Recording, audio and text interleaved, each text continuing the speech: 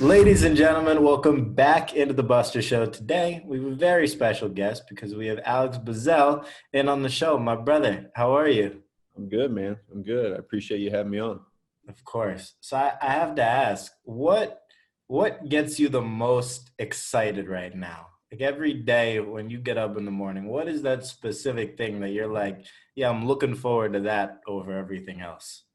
Well, with what I do, what I love about what I do is probably there's constant change. There's always a different angle of what we're trying to accomplish. So, I don't have the typical 9 to 5 job where I know exactly where I'm heading, who I'm going to see, who I'm going to talk to, what I need to accomplish.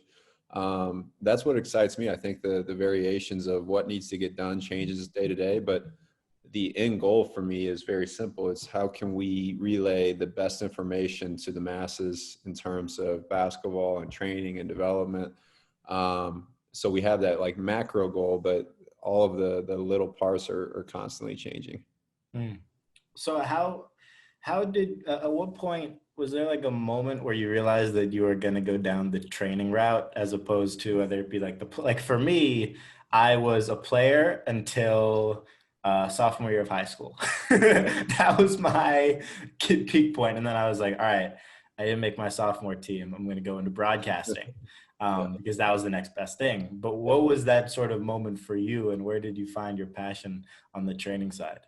It's crazy. I had always planned, my ultimate goal was to play professionally overseas. Like every kid, I wanted to play in the NBA, but probably in like freshman year of high school, I realized that dream probably wasn't going to come true. Um, but I refocused my goal of I wanted to still play professionally and go experience different parts of the world, which I was able to do in Germany. And I always had a goal after that, or not a goal, but I just kind of had my life pattern set where I was going to go do mortgages. My family has a mortgage business in St. Louis. My parents built back in the early 90s, and that was always my plan. All my siblings work there. I have 3 older siblings that work for my parents. That was just kind of how my life was going to go. And I was excited about it because sales, it's competition. But once I got done playing, I didn't even know I was finished playing. Training started becoming really big, probably right around the time I decided to get into it. Like even when I was in high school, we didn't necessarily have personal trainers or people we went to. Like my dad was my coach, and I went and watched TV and then tried to copy Steve Nash, Darren Williams, Kobe Bryant moves on the driveway. That was training. So, fast forward to 2013, I was playing overseas. I started to do a little bit more in college of just individual training to make $20 to pay for a case of beer on the weekend for me. And then, I came home from Germany and I started doing local group training, and we had like 35 kids that were training for a couple months at a time. And then 2 months later, it went all the way up to like 80 kids that wanted to train. So I was like, well, shit, I'm making great money doing this. And maybe I can, people seem to enjoy the way I teach or train or help with whatever it is they're trying to accomplish. So I was like, well, maybe I can do this at a higher level. Maybe I can try to do this at the professional level because, I had always planned to play overseas for 4 or 5, 6 years to just get to see different parts of the world. But that quickly changed when I thought, okay, if I can start this now, I can probably try to get to the top a little bit quicker rather than wait to when I'm 30 years old and then try to get into the NBA training world. So I think I made the right choice, but it was a decision that I had to make. Totally. It's funny, like, and I've never contextualized it like that in regards to being able to get to the top quicker in the training game as opposed to the basketball game. But when you think about like how many all-stars there are in the NBA, and then you look at like the trainers, there aren't that many Yeah. that, I can name, that you can name. Um, you know, uh, so you're definitely, an all first team trainer in comparison. Hypothetical list means a lot. Yeah, yeah, I'm sure. I'm sure. It would be better if you got the same bonus that Right. came with being an All NBA player. So how obviously you go from being overseas to chasing the um, you know training championship, And then at what point did you sort of did through the lens, because I want to touch on that. At what point did that sort of begin to maturate, whether it was in front of you or whether somebody brought it to you? How did that sort of come to be? So, I've been so blessed to be around just the top minds in basketball on both the men's and women's side. Like Kobe became a mentor of mine back in 2000, end of 2017. And I spent, a couple of days a week down in Newport with him and learning and working with his girls. So that meant a lot to me. I started working with Carmelo when he was out of the league. I started working with Kyrie about 2 years ago now, full time. Been with Trae since high school. And then on the women's side, my fiance plays in the WNBA and she is an all-star.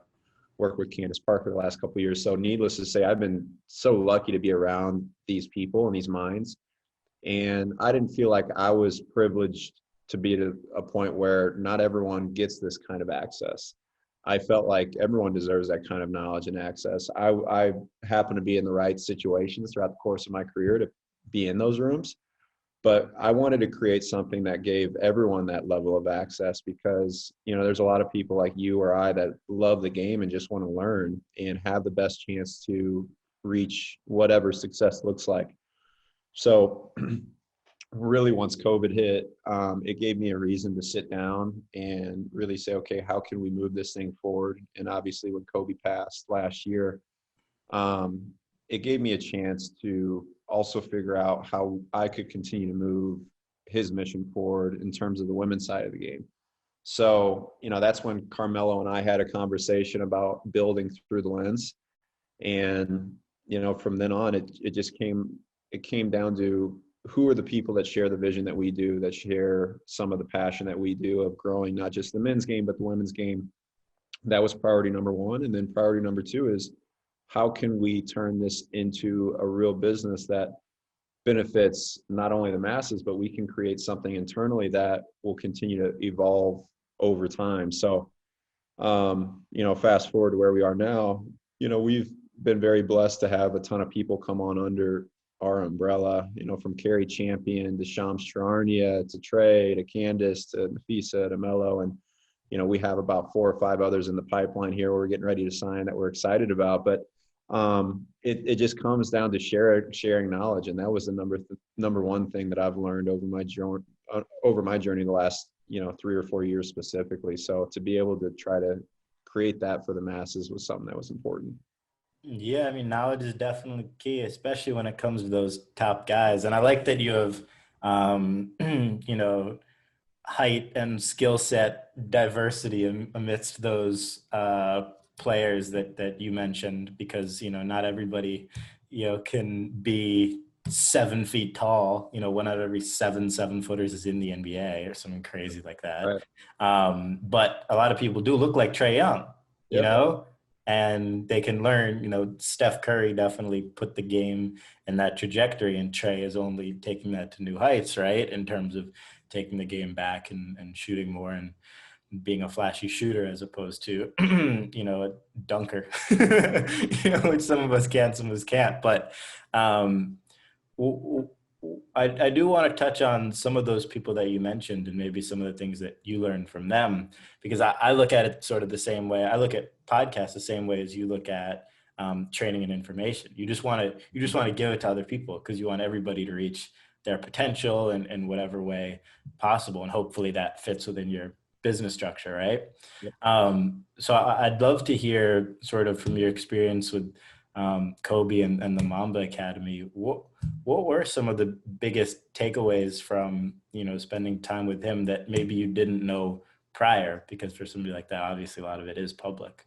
Yeah. Well, I think the biggest thing that I learned um, in terms of just his teaching style and the way he went about player development was simplicity.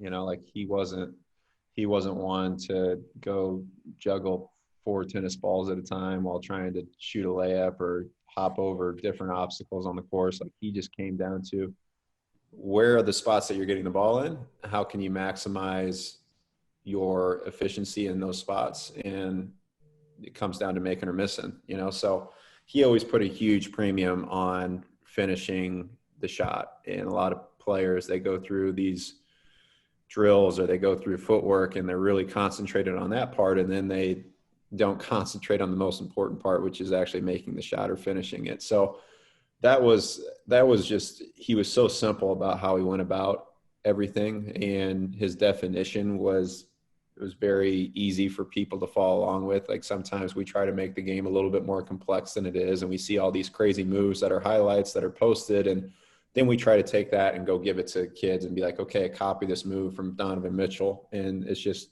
probably not realistic. So that was probably the number one thing in terms of just, strictly player development. And then on just the other side is, he was so generous with his time and attention of who he gave anyone time or attention to. It didn't have to be, Kyrie Irving. It could have been someone that was just walking by that wanted a picture. Like he made everyone feel that their time was valuable. And just the generosity he showed myself and my fiance and, all the girls I got to witness that he coached and really poured time into. People didn't get to see that side of him. He was an unbelievable person more than anything. So I think that's really what the world is missing, is more people like that are at the top that can really influence, the masses. I think it's important. 100%. No, I love that about,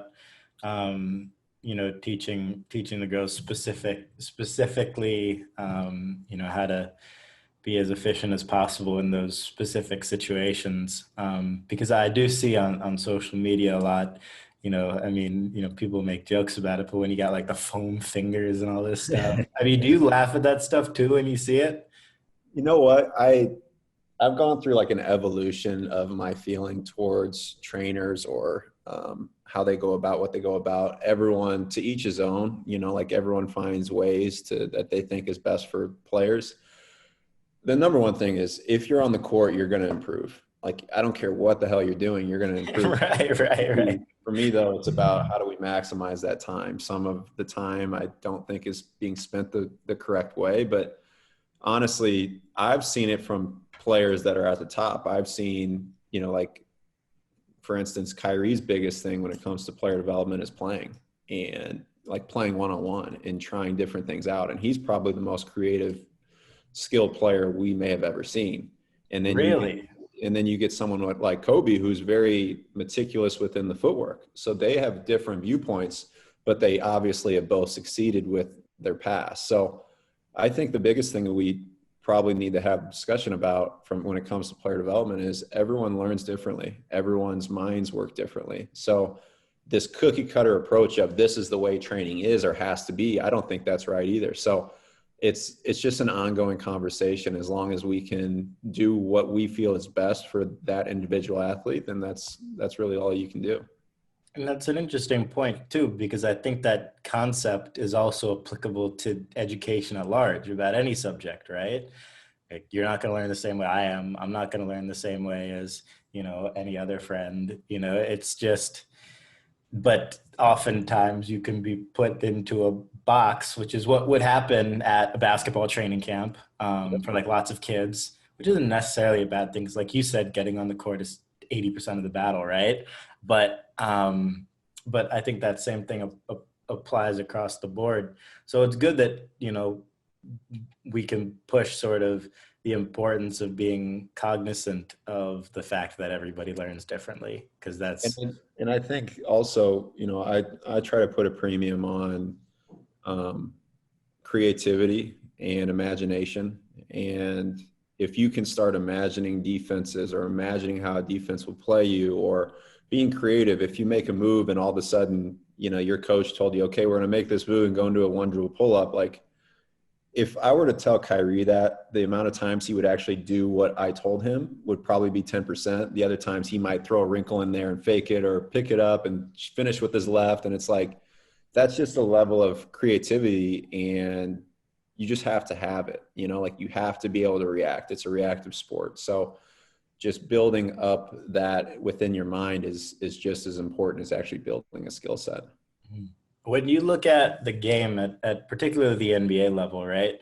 how much of it do you think is, specific, play, move, practice work? How much of it do you think is mental? And then how much do you think is sort of that luck and physical aspect that's right in the game? You don't need to put a percentage on it. I'd just love to Yeah. hear what you think about it. Well, I think there's multiple ways to skin the cat. I think the easiest way is if you come out of the gates and you're 6'8" with a 40-inch vertical and a wingspan, and you have a much Must better, be nice. yeah, you have a much better chance. But I would tell you that I think the biggest separator is probably mindset. And there are a lot of players that may have Trae Young's gifts in terms of his quickness or even shooting. There's a lot of people that can shoot, but I think his mentality of working hard and having confidence in that work, that separates them. There's a lot of players that I've seen even in workouts that they don't ever miss shots. Like they never miss shots, but they get into games and they can't hit a shot. So the biggest thing is probably just a confidence and belief in yourself. And I think that's the biggest difference from an all-star to, maybe just a role player. Yeah, that's super interesting. When you look at the landscape of the league, who are some guys maybe that you've worked with or you haven't that you're just like, man, fans don't know how good this dude is? Oh man, you put me on the spot with that one. That's a good question. I think there's so many. I think Donovan Mitchell's probably the most underappreciated guy right now, I hear that a lot. with what he's doing. And um, I think Shaq kind of put the microscope on him a little bit with his comments of he's got to prove it. And it's like, okay, well, yeah, I'm trying to. I'm 23 years old, but guys On a like super max deal or whatever the hell he's yeah, on. another name, and I've never worked with him before. I'll give you two names, and one of which is Malik Beasley. What he's doing is I've always thought he was a great player back in Denver.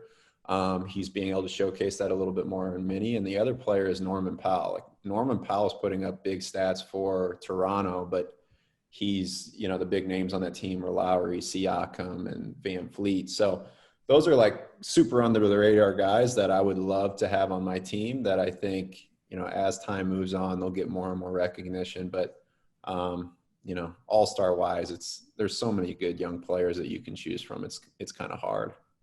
I mean, the league's crazy talented right now.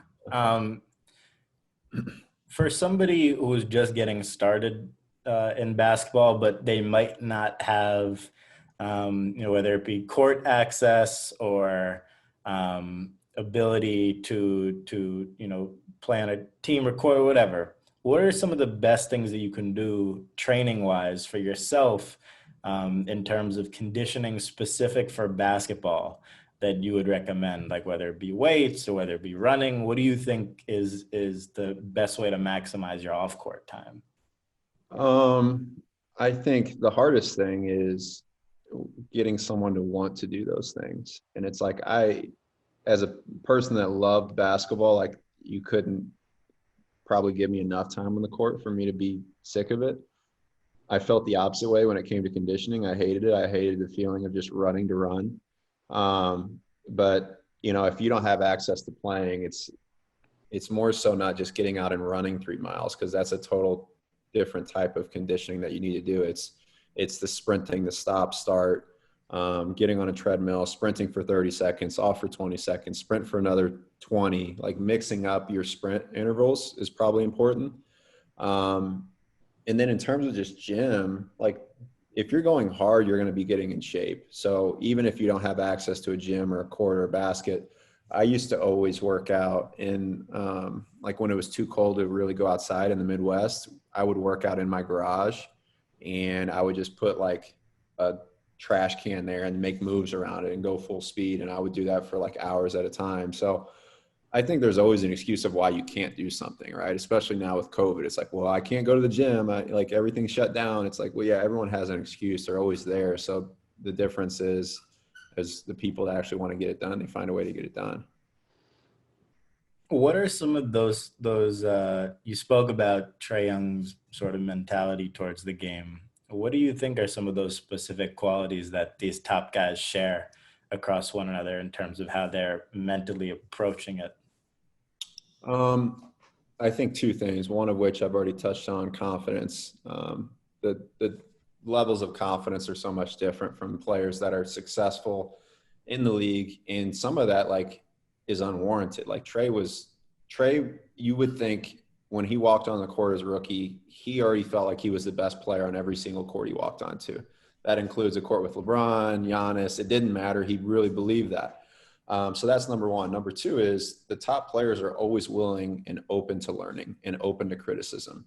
And you would think the opposite. Everyone that I work with, they would rather me critique them on film than be like, hey, this is what you're doing great. And that's really how you learn. So I think if any player can just learn from someone that's at the top, it's you always have to be open to that criticism and constructive criticism and always open to how can I improve. And I think that's pretty much consensus across the board with anyone that I've come across that's already made it to the top.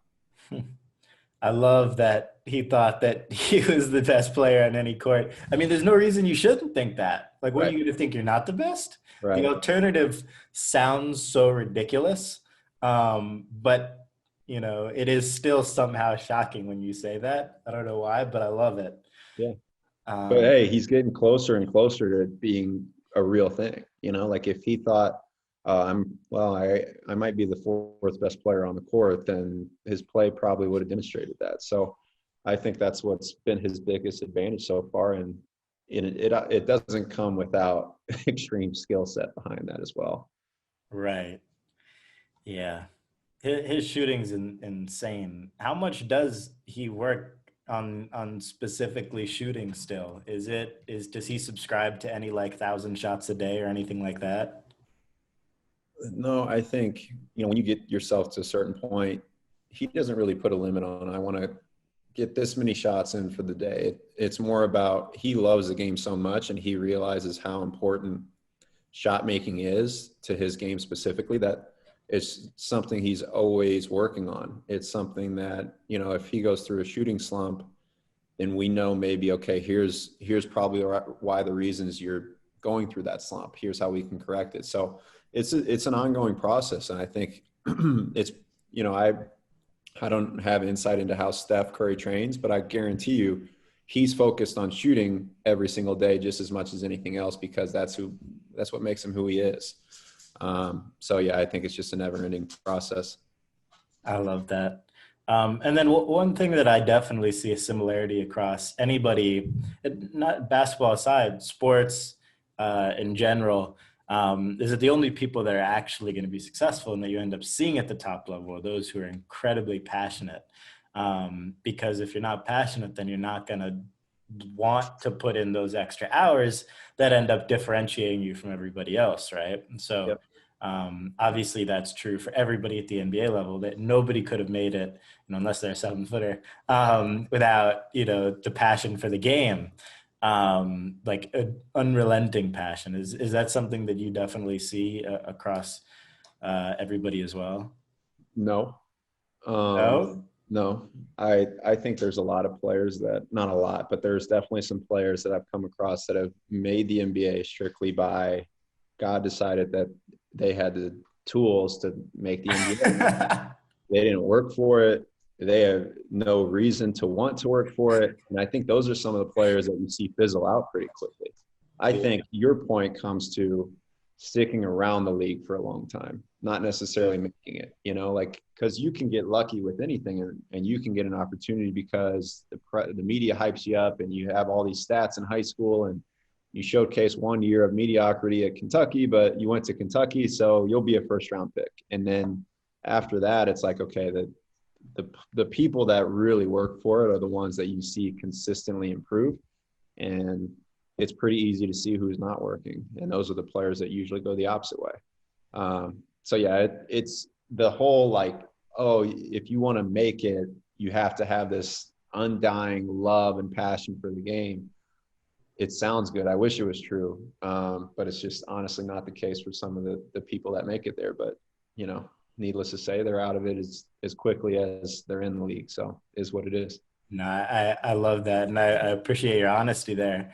Um, yeah, because it's it's one of those things where it's like you'll go in the direction of your passion. So if somebody gets to the league, right, and then they have money, which is dangerous in and itself, and then pre-COVID, like you're interested in going out or things like that, that's where your passion's going to be, and that's where your skills are going to go. Right. Yeah, I mean, but NBA, like NBA players, it really comes down to, like you said, does it interest you to really want to put in that amount of time to improve? Some people, and it's not a bad thing, but some people they're content that they made it. They're content that, their lives have been changed financially, and they're good with that part of it being where it is. And, it's just not their passion, but they made it. So I don't think it's like necessarily a bad thing, but when you talk about the people that end up being remembered and talked about consistently, those are the ones that are probably love the game more than most. So when you look at, like, if you had to, sort of predict how players are going to improve over time, and you had to like sort of sort the winners out from the losers on your end, what would some of those, KPIs, like the key performance indicators that you would look at, what would those be if you could have all the information in the world? Um, I mean, if I could see what they do in the off season, that's going to tell you everything you need to know, where their priority list is. And that's a conversation I have all the time with players that come to me during the summers is, okay, if your priority is to improve, then let's really make that priority. I don't want to get a text at 8 a.m. because you stayed up till 4 a.m. with a group of people in LA and you don't feel like working out in the morning, because that, one text from like that is really all I need to know to where your priorities lie. So that's the biggest indicator. If I knew, like if I were a GM and I could really follow someone around for a week without them knowing, that would probably be the ultimate decider if I drafted them or if I didn't draft them. Hmm, that's interesting. I feel like GMs don't work with trainers that much hand in hand, right? Or do Well, they? I mean, they could, but the trainers are always going to lie to them. Like, True. same with like, I don't really care who you are unless you have a great relationship with someone. If you don't know someone and they're working with that person that you're trying to get information from, they're going to give you the best information of what services their client, not That's a what services fact. the team. So, it's just like it's a lose-lose unless you have someone really that knows, then you're kind of just guessing anyways. Because when you get these players in an interview, they're like, yeah, I love playing. I want to improve. I want to earn whatever it is. And that's just, that's just the bullshit that kind of goes on. Right. Back to through the lens. What do you hope the takeaway is, and who are sort of some of the people that you think could benefit the most? I think, to your point, you decided your sophomore year you wanted to get into journalism. And I want to give anyone that loves being around basketball and sports an avenue to reach their goals and their potential. So that's the number one thing. I want to have something for everyone. I don't care if you're a trainer, a player, a coach, someone that wants to get in the profession. We want to have information available to everyone to give them the best chances to succeed. So that's probably the number one priority of why we built this and what we want the legacy of the company to be. Amazing. Now, where can people find it if they want to go check it out? They can go to throughTheLens.com. So we Oh, have new stuff coming out. Carrie Champion releases this week, which we're really excited about. She's our first professional. And then we have Shams coming out early next month. So, besides that, Carmelo, Trae, Nafisa, Candace Parker, they're already on the website available for purchase. And we're going to be adding much, much more. what are the professional ones going to look like? What are those more geared towards? So they're mainly just geared towards if you want to become a journalist or if you want to become like a TV host, like here's the steps that they took to make that happen. Here's some of the things that they thought they did right, and here's some of the things they probably would do differently if they knew better. So it's more so just relaying the correct information that puts you in a position to succeed if you want to ultimately become, a sports center host or sit on the desk at First Take. Like that's something that you can learn from Carrie Champion of kind of how she made that happen. I love that. I love that. Well, everybody definitely check it out, throughthelens.com. Alex, thank you so much for doing this. This was a I blast. appreciate you, bro.